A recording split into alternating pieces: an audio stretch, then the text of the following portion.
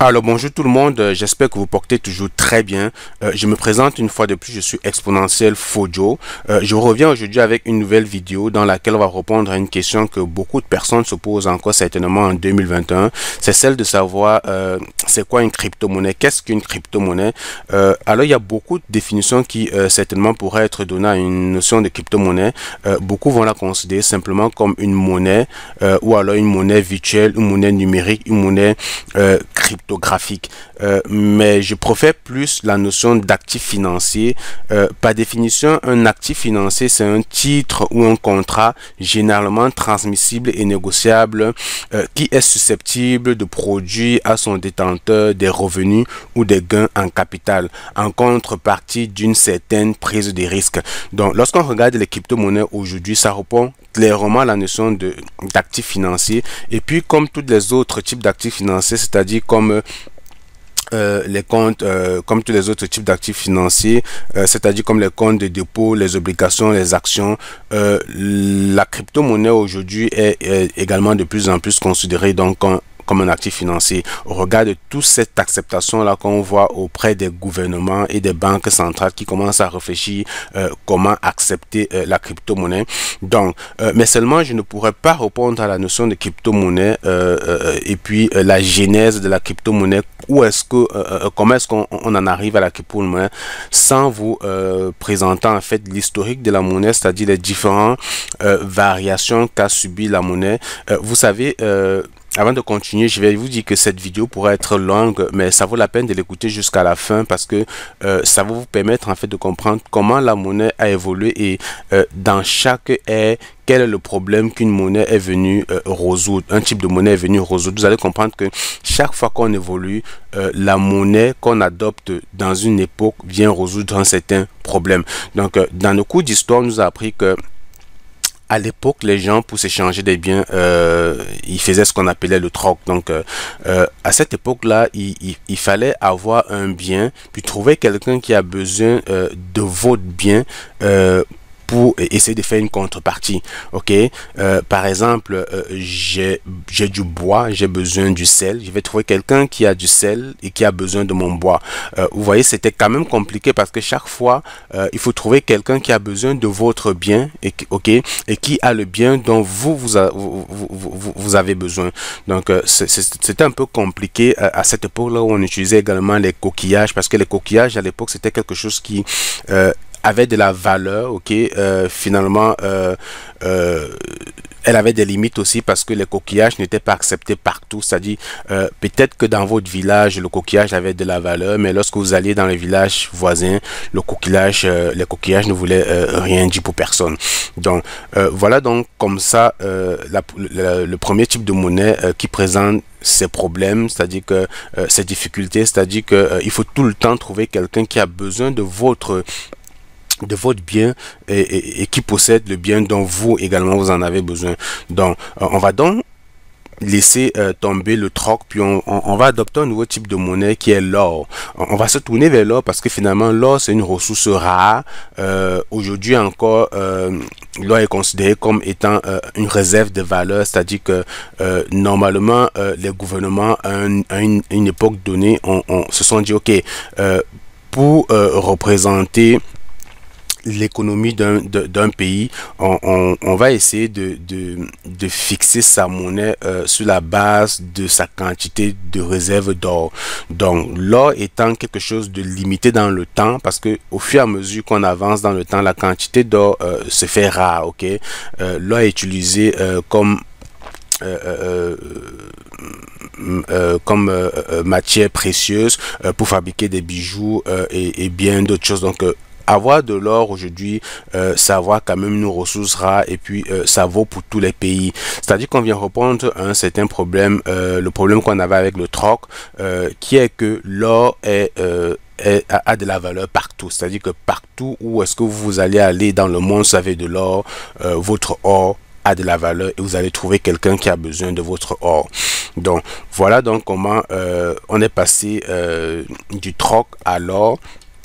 Mais seulement l'or aussi a d'autres problèmes. L'or, c'est quand même un métaux rigide, solide et c'est lourd. Donc, lorsque vous avez besoin d'un bien, je suppose que vous avez besoin d'une baguette de pain ou d'acheter un véhicule, vous n'allez pas tout le temps vous déplacer avec de l'or, porter votre or et vous déplacer partout avec. Donc, finalement, les gens ont décidé, ok, on va passer à la monnaie papier. La monnaie papier, c'est-à-dire qu'on va confier notre quantité d'or ou bien notre réserve d'or un organisme, hein, une institution, les institutions de l'époque, qui devait vous établir une forme de contrat dans lequel il devait stipuler que, ok, vous avez déposé telle quantité d'or, ce qui veut dire que vous avez telle quantité d'argent. Donc finalement, les gens déposaient de l'or et en contrepartie, on les donnait un contrat sur lequel on indiquait la quantité d'argent qu'ils avaient. Et c'était ça donc finalement leur monnaie. Ok, parce que le papier étant plus facile à transporter, venait résoudre le problème qui était posé par l'or.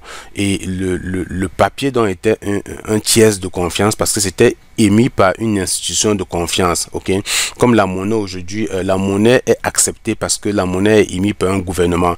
Le billet de 10 000 francs CFA chez vous ou le billet d'1 $ vaut 1 $ parce que les gouvernements ont décidé qu'aucun va imprimer ce papier, on va le marquer dessus 1 $ et ce 1 $ c'est ça qui vaut. Donc voilà pourquoi si on vous donne un faux billet, ça ne sert à rien. Mais si du jour au lendemain les gouvernements décident que ok, le faux billet c'est ça qui devient le vrai argent et puis la monnaie qu'on a actuellement ça devient le faux argent, la situation va s'inverser, les gens vont plus faire confiance aux faux billets. Donc il faut un tiers de confiance. C'est pourquoi la monnaie papier était utilisée avant, parce que c'était un tiers de confiance et on pouvait finalement l'utiliser comme moyen d'échange. Mais sauf que le papier également a ses limites, parce que lorsque vous avez déposé votre quantité d'or dans cet organisme-là qui va vous délivrer un papier, si vous avez plusieurs courses à faire, si vous avez plusieurs achats à faire, vous comprenez que vous avez un seul papier, puis ça devient pénible, où chaque fois il faut retourner, comment dire, dans cet organisme-là pour qu'elle vous délivre un nouveau papier pour que vous partez faire vos échanges. Donc ça devenait un problème. Puis finalement les gouvernements ont décidé de créer ce qu'ils vont appeler les talons d'or, c'est-à-dire que chaque gouvernement doit avoir de l'argent en circulation. On va faire des coupons de billets et la quantité d'argent qui est en circulation dans un gouvernement va être baquée, ok, ou bien va correspondre à une quantité d'or qu'elle possède. Donc ça permet en fait d'équilibrer l'économie et c'est comme ça que ça va créer la puissance d'un pays. Puis aujourd'hui, c'est ce qu'on constate en fait, c'est que malheureusement, dans notre pays, on a toutes les ressources, on a toutes les matières premières, on a de l'or, mais on n'est pas les pays les plus riches. Par contre, les grosses puissances aujourd'hui sont ce qu'elles sont parce que elles ont eu beaucoup d'or à une certaine époque qui vraiment les rendait riches. Voilà donc comment on est arrivé à l'étalon d'or pour résoudre le problème de la monnaie papier. Mais à un moment donné après, je pense que c'était autour de la Deuxième Guerre mondiale, si je me souviens, les gouvernements se sont rendus compte qu'ils avaient un problème face à l'ennemi. Ils avaient besoin d'argent pour acheter de l'armement, ok, pour faire face à l'ennemi, pour acheter vraiment de l'artillerie lourde. Et puis étant donné qu'ils n'avaient pas suffisamment d'or, certains gouvernements n'avaient pas suffisamment d'or pour baquer leur quantité de monnaie en circulation. Ils se sont dit que qu'est-ce qu'ils vont faire? Ils ont besoin d'armes, ils vont pas se contenter de chercher de l'or, parce que de l'autre côté l'ennemi en face, lui, il a peut-être de l'or, donc il a de l'argent pour acheter beaucoup d'armes. Voilà comment beaucoup de gouvernements ont commencé à laisser de côté les talons d'or et les gouvernements ont commencé à imprimer de l'argent. Ok, donc aujourd'hui il y a beaucoup de gouvernements qui passe le temps à imprimer beaucoup d'argent, parce que l'argent n'est plus vraiment baqué par la quantité d'or. Donc on imprime l'argent à volonté et ça fait qu'il y a un gros flux d'argent des fois en circulation. Donc les talons d'or n'est plus respecté aujourd'hui et les gouvernements ont tellement imprimé de l'argent que on va se rendre compte que ça va créer un autre type de problème plus tard. Donc dans l'ère d'aujourd'hui, où est-ce que nous sommes? On est dans ce qu'on appelle la dématérialisation de l'argent. Donc l'argent n'est plus tellement matériel, bien qu'on ait encore des pièces et des billets qui en circulation. On est tous anonymes que on est tous d'accord que l'argent aujourd'hui est plus numérique dans nos comptes bancaires, dans nos cartes de crédit. Lorsque vous connectez dans votre compte bancaire, vous voyez, vous avez, je sais pas, 1000 $. C'est juste un chiffre, c'est juste une valeur numérique. Mais vous n'avez pas ce 1000 $ en pièces, en espèces. Donc, autour des années 2006, ça c'est vraiment la force de l'Internet et de la puissance du web qui a vraiment apporté cette possibilité-là de fabriquer, de dématérialiser l'argent en faisant confiance au web, en bancarisant les services. Les services bancaires, ou bien les banques ont vraiment migré leurs services bancaires et leur offre de services vers le web. Donc, et puis, cela a permis donc comme ça d'accélérer les transactions, de rendre les transactions et les échanges beaucoup plus rapides. Et pour les gouvernements aussi, c'est bien d'avoir de l'argent sous forme de numérique, ok, parce que ça permet de contrôler les transactions. Okay? On est capable de savoir qui fait quoi, qui a changé quoi, quelle est la quantité d'argent en circulation, parce que vous savez, normalement, lorsque vous êtes dans un pays, les gouvernements, eux, ils se font de l'argent sur nos impôts, ok. Donc, c'est toujours important pour un gouvernement de savoir qui a quel revenu, qui a quelle quantité d'argent, et en fonction de cela, il sera imposé, et ça fait partie de l'assiette fiscale de nos gouvernements. Donc, on a vu vraiment les principaux comment dire, les différentes évolutions de la monnaie, passant du troc à la monnaie métaux, à la monnaie papier, et ensuite à l'étalon d'or. Mais on peut se poser la question de savoir, mais finalement, donc, lorsqu'on a fait le tour de tout ça, c'est quoi le rapport avec la crypto-monnaie? Alors, ce que vous devez savoir, c'est que comme l'or a été adopté comme monnaie, ok, parce que c'est quelque chose qui a de la valeur et c'est quelque chose de rare, ok. À l'époque, lorsque Satoshi Nakamoto, qui est quelqu'un d'inconnu aujourd'hui, on ne sait pas vraiment qui se cache derrière cette personne qui a créé la toute première crypto-monnaie qui est le Bitcoin. On ne sait pas si c'est un individu, si c'est un groupe d'individus, si c'est un organisme, on ne sait pas qui se cache, mais on sait que c'est la personne qui a créé la toute première crypto-monnaie qui est le Bitcoin. Donc en 2008, lorsqu'il a créé le Bitcoin ne valait rien. Le Bitcoin, ça ne disait rien à personne. Il y a beaucoup de personnes qui ont le Bitcoin, il y a beaucoup de personnes même à qui on a donné le Bitcoin mais qui se sont débarrassés du Bitcoin. Donc au fur et à mesure, le Bitcoin s'est imposé, est devenu quelque chose d'important qui a pris de la valeur, si bien qu'aujourd'hui beaucoup de personnes considèrent le Bitcoin comme étant l'or numérique, comme étant l'or du 21e siècle, ok. Voilà donc pourquoi le Bitcoin est devenu un tiers de confiance, ok, parce qu'il est également accepté par les gouvernements. Aujourd'hui, lorsque vous avez du Bitcoin, vous pouvez échanger votre Bitcoin pour acheter une maison, une voiture, un terrain, bref, tous les biens dont vous avez besoin. Vous pouvez utiliser le Bitcoin comme moyen d'échange, parce que finalement des gens se sont compris que c'est quelque chose qui prend de la valeur, c'est un tiers de confiance. Puis l'autre importance du Bitcoin, c'est que, et de la plupart des crypto-monnaies, c'est que ils sont également limités dans le temps. Ok, ils sont limités dans le temps, donc il y a une quantité de Bitcoin qui n'aura jamais en circulation. Donc normalement on n'aura jamais plus de 21 millions de jetons de Bitcoin d'ici 2140. Donc normalement d'ici 2140, la quantité des Bitcoins qui doivent être générés, mis en circulation via un mécanisme qu'on appelle le minage ou la blockchain, que je vais vous expliquer dans une autre vidéo, va arrêter de produire le Bitcoin, de produire les crypto-monnaies. Donc, vous voyez que le Bitcoin répond pratiquement au même concept qu'une monnaie. C'est-à-dire qu'on a quelque chose qui est rare, on a quelque chose qui a une quantité limitée, comme l'or, on a quelque chose qui a un intérêt, qui est finalement un moyen d'échange, parce qu'avec le Bitcoin aujourd'hui, on peut faire tout ce qu'on veut, ok.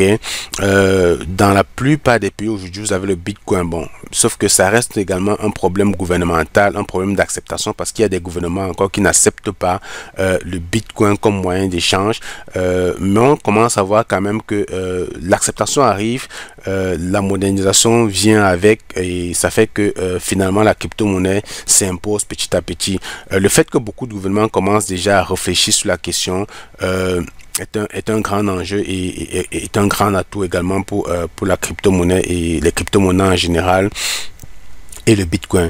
Donc, on va donc dire qu'une crypto-monnaie, c'est une devise numérique décentralisée qui utilise un algorithme cryptographique et un protocole nommé la blockchain pour assurer facilement la facilité, la fiabilité et la traçabilité des transactions.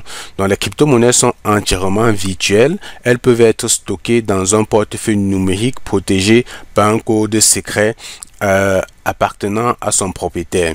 Les plateformes d'échange telles que Binance, Bitrex, L-Bank, la Token servent à acheter, vendre les crypto-monnaies en ligne. Donc, si vous souhaitez en savoir beaucoup plus sur les crypto-monnaies, je vous invite donc à faire beaucoup de recherches sur l'internet, de prendre le temps de lire et de fouiller, parce que ce n'est que de cette façon-là que vous allez vraiment être à l'aise avec les gros concepts. Donc, la première crypto-monnaie avoir vu le jour est la plus célèbre aujourd'hui, c'est le Bitcoin. Elle a été créée en 2009. Comme je l'ai dit, la personne qui l'a créé, c'est un certain Satoshi Nakamoto qui a propulsé le principe de la blockchain, ok, et a entraîné la création de nombreuses autres crypto-monnaies comme les altcoins. Ce qu'on appelle les altcoins, c'est tous les autres crypto-monnaies excepté le Bitcoin. Donc, vous avez comme crypto-monnaie, vous avez le Bitcoin. Toutes les autres crypto-monnaies qui ne sont pas le Bitcoin, on les appelle les altcoins, ok. Donc, comme je l'ai dit également, les crypto-monnaies, c'est porté par la rareté. C'est quelque chose qui est rare. La plupart des crypto-monnaies, lorsqu'ils sont créés en petite quantité pour donner un effet de rareté. Donc ça également, c'est quelque chose sur lequel vous pourriez vous fixer lorsque vous avez besoin d'intégrer un projet de crypto-monnaie. Si plus tard vous voulez vous intéresser aux crypto-monnaies, regardez la quantité de jetons en circulation. S'il y a trop de jetons en circulation d'une crypto-monnaie, il y a de fortes chances que cette crypto-monnaie ait du mal à prendre de la valeur. C'est la même chose qu'on a vu avec l'or, avec tous les différents types de monnaies qu'on a vu dans le temps. Vous avez compris que la plupart des monnaies étaient utilisées comme monnaie parce qu'elles répondaient à un principe de rareté.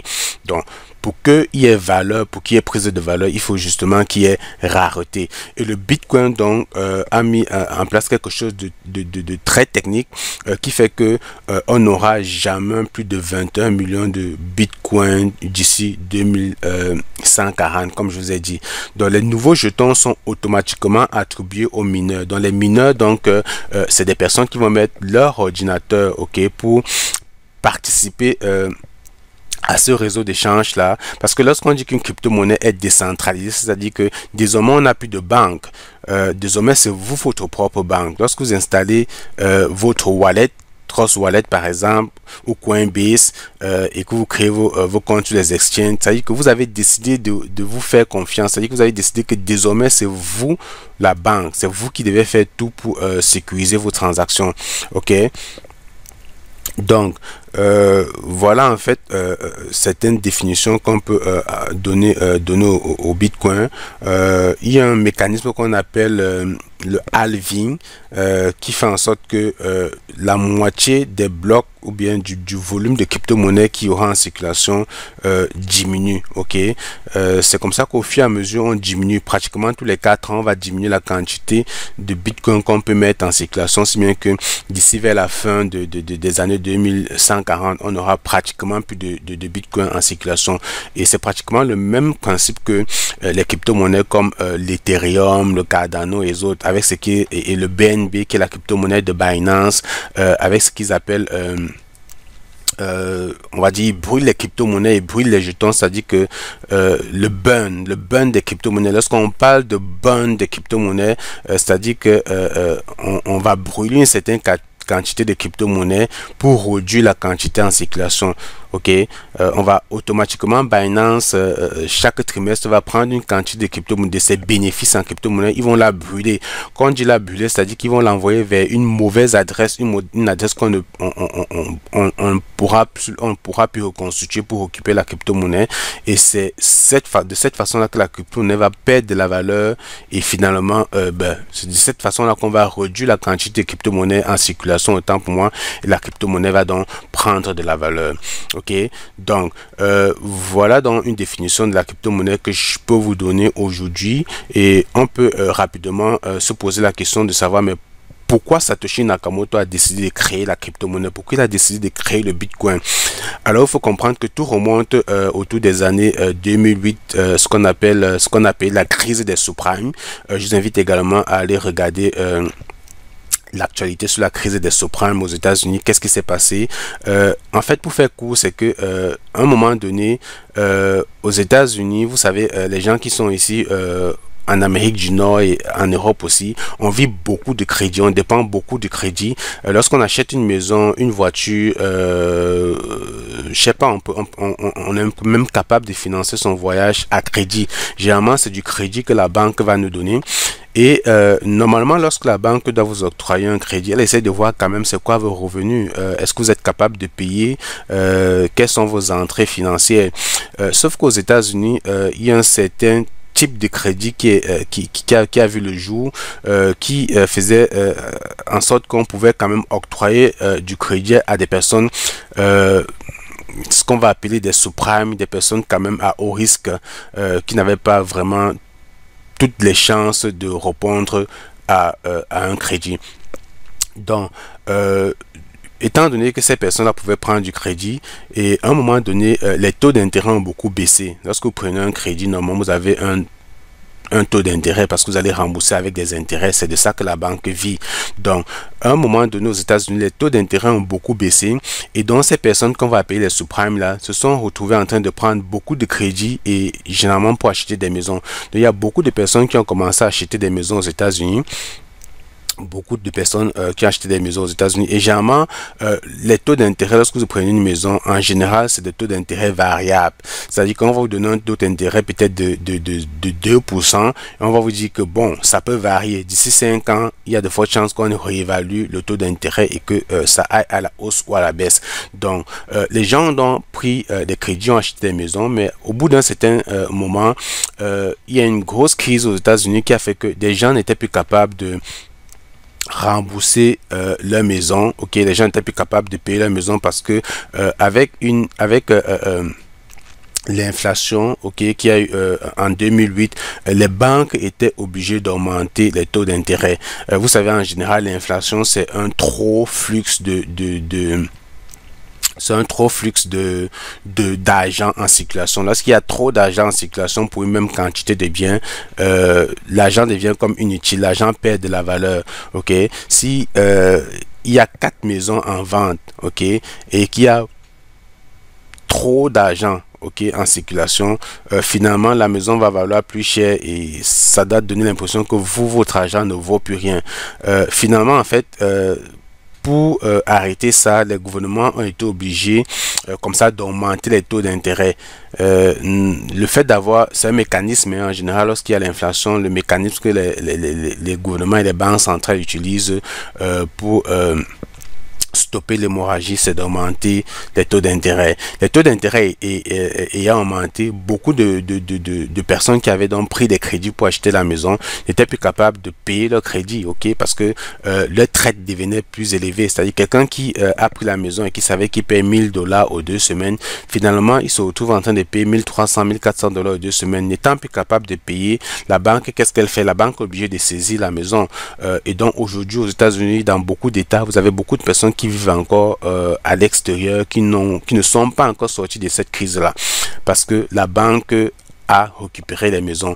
La banque a récupéré les maisons, pourquoi? Parce que la banque généralement n'a pas d'argent. L'argent que la banque a, en général, c'est l'argent des épargnants, c'est les gens qui ont mis leur argent en banque, en épargne, ok, et donc il va falloir que la banque récupère les maisons qu'elle avait financées pour rembourser les épargnants. Donc La banque donc a également eu du mal à revendre les maisons parce que à un moment donné, c'est également trop de maisons. Étant donné qu'il y avait trop de personnes qui n'étaient pas capables de payer la maison, ça fait qu'il y avait également trop de maisons en vente. Finalement, la maison ne vaut plus rien. La maison perd de la valeur. Donc la banque a eu des difficultés à rembourser les épargnants. Donc voilà donc comment certaines personnes se sont dit, oh, ça devient un problème, on ne peut plus faire confiance aux banques, la banque ne devient plus vraiment un tiers de confiance, et c'était comme une sorte de révolte, et voilà comment est née la crypto-monnaie. On s'est dit, ok, on va créer une monnaie décentralisée, on va créer une monnaie qui ne dépend pas des gouvernements, on va créer une monnaie qui ne dépend pas des banques, on va créer une monnaie qui ne dépend pas d'un État, et voilà comment est né le Bitcoin. Après le Bitcoin, les gens ont adopté le concept, ont compris le concept, on dit waouh, c'est quelque chose d'intéressant, et on a créé d'autres crypto-monnaies comme l'Ethereum. L'Ethereum aujourd'hui est également venu vulgariser notre concept qu'on va appeler les smart contracts, qui a donné la possibilité à beaucoup d'autres crypto-monnaies de voir le jour. Donc voilà donc comment est arrivé les crypto-monnaies et toutes ces crypto-monnaies qu'on a aujourd'hui, et puis la notion de blockchain sur laquelle elle repose, qu'on va voir dans les prochaines vidéos. Donc j'espère que ceci a été clair pour toi.